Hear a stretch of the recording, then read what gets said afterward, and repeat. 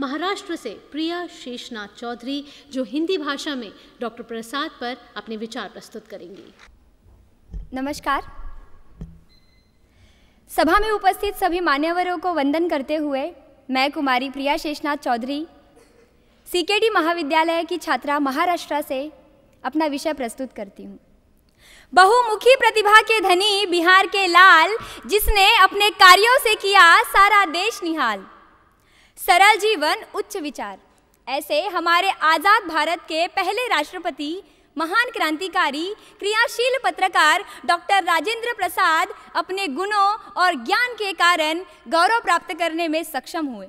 उन्होंने अपने साधारण से जीवन को देश का सर्वश्रेष्ठ जीवन बना दिया, लेकिन अपने जीने का तर्ज नहीं बदला, और यही उनकी सबसे बड़ी विशेषता रही।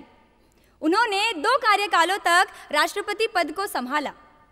इस आणविक युग में उन्होंने शांतता की महत्वता को समझा और उस पर अधिक जोर दिया। उनका यह विश्वास था कि वर्तमान और अतीत में एक महत्वपूर्ण कड़ी है। उनकी कीर्ति और देश के प्रति उनके किए गए योगदान के कारण उन्हें भारत के सर्वश्रेष्ठ पुरस्कार भारत रत्न द्वारा सम्मानित किया गया। अखंडता भारत की मानस और एकता है मिसाल, हाथ थामकर एक जानकर भेदभाव की गिरे दीवाल। इन पंक्तियों के अनुसार उन्होंने अपने समर्पण से हिंदू और मुसलमान के एकता को बढ़ावा दिया। वे भारतीय स्वाधीनता आंदोलन के प्रमुख नेताओं में से थे। उन्होंने भारतीय राष्ट्रीय कांग्रेस के अध्यक्ष के रूप में प्रमुख भूमिका निभाई है। इतना ही नहीं, उन्होंने संविधान के निर्माण में भी अपना महत्वपूर्ण योगदान दिया है। भारत के पहले मंत्रिमंडल में उन्होंने कृषि और खाद्य मंत्री का दायित्व भी निभाया है। उनकी असाधारण प्रतिभा, उनके स्वभाव का अनोखा माधुर्य, उनके चरित्र की विशालता और अति त्याग के गुणों ने उन्हें बाकी नेताओं से अधिक व्यापक और व्यक्तिगत रूप से प्रिय बना दिया था।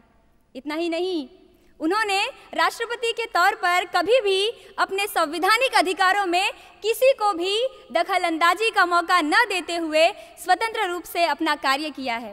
और राष्ट्रपति के तौर पर उन्होंने कई ऐसे दृष्टांत दिए हैं जो बाकियों के लिए उदाहरण बन गए हैं।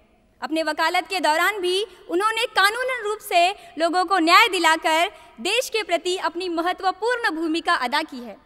ब्रिटिश सरकार के कई विरोधी आंदोलनों में उन्होंने अपना सक्रिय योगदान दिया है।